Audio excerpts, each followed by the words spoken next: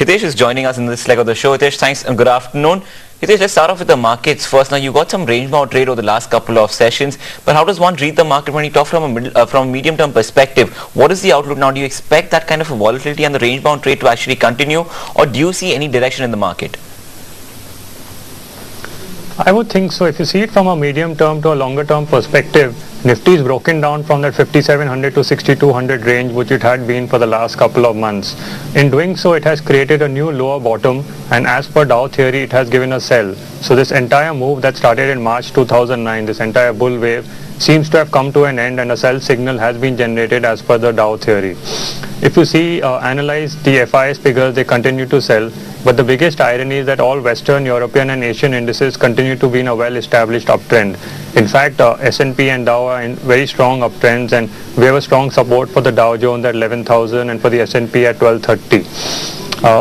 If you come back to the Nifty, we are currently near the 200-day moving average, and typically when we are around the 200-day moving average, it tends to be very, very choppy around there because there's a big fight that goes on between the bulls and the bears to decide the next direction for the market.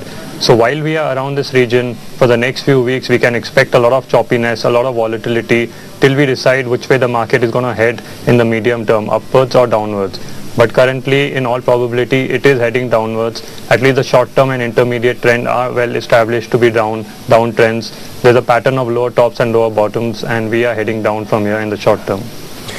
Right, Hitesh, let's also start talking specific sectors right now. We want to focus on the telecom sector with MNP here and all the debate about what this actually means for customers, end users, and also for the telecoms in terms of tacking on any extra costs. What's your sense of how the dynamics within the telecom space itself are going to change, and also what are your picks in this space?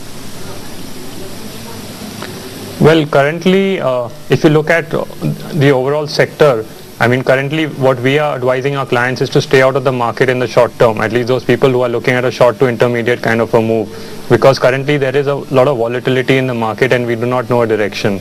But if you look at the telecom sector as such, a couple of counters are looking bullish out there. So we have a Bharti Airtel, which is one of the strongest counters in the telecom sector, and that is our pick for the telecom sector.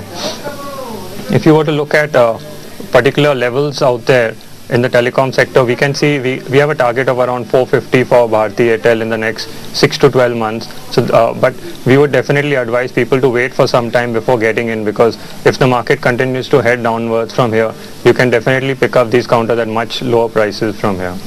Okay, Hitesh, hold that thought. That's the view coming on the telecom space out there. But Ashutosh Bhargava is now joining in because when you talk about MNP, you need to understand what... Dani is still with us. He's with Trend Tech Consultants. He's a founder and CEO. It's a private wealth advisory.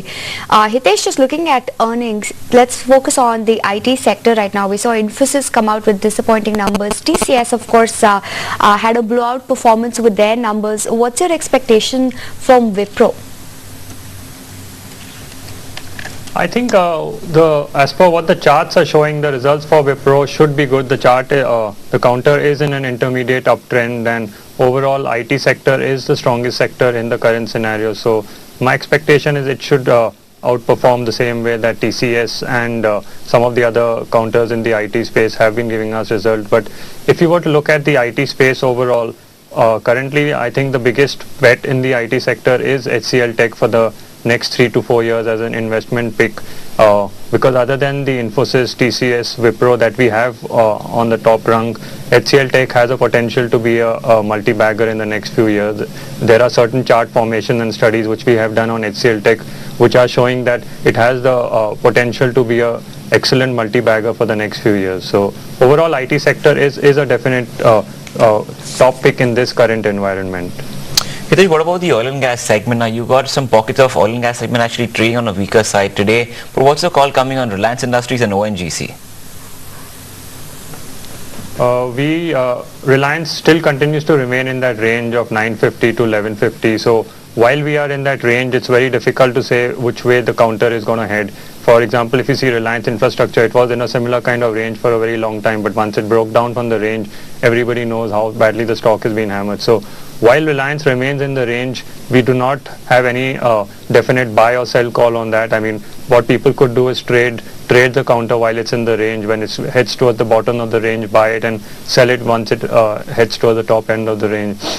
Hitesh, ONGC is of course a different story. go on Hitesh, what about ONGC? ONGC is a different story altogether. Currently oil and gas is not performing that well. It's one of the, like most of the market right now, it is a bit choppy, a bit volatile, and definitely not the most bullish sector to be in currently. So we do not advise any fresh positions in ONGC or in any of the oil and gas counters currently. Hitesh, thanks so much for your time. Hitesh Idnani over there from Trend Tech Consultants.